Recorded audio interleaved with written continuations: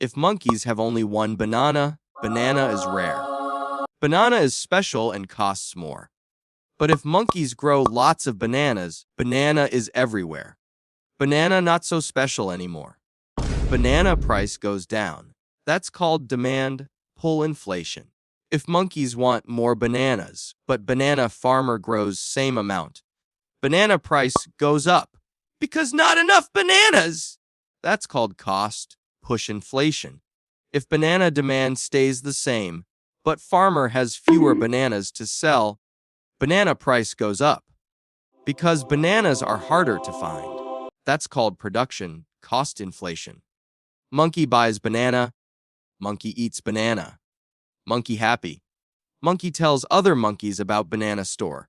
Now many monkeys want banana! Banana farmer must grow more banana trees. But banana seeds now cost more. So banana farmer makes banana more expensive to pay for the seed and the work.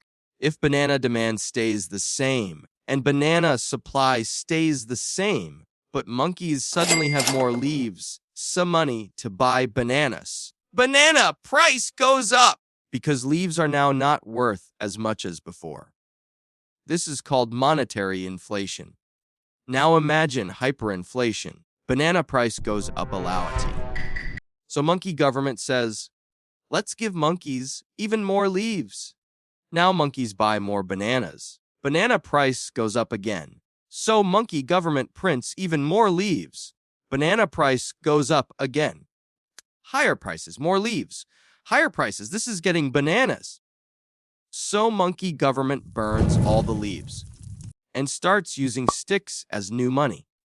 But inflation isn't always bad. If monkey gets more leaves at the same speed as banana price goes up, monkey is okay. If monkey gets more leaves, but banana price stays the same, monkey is rich. But if monkey still has same leaves and banana price goes up, monkey is poor. Monkey sad. A monkey is all of us. To beat inflation, monkey should invest in banana trees. Banana trees grow more bananas over time. Sometimes inflation can get really bananas. Please subscribe.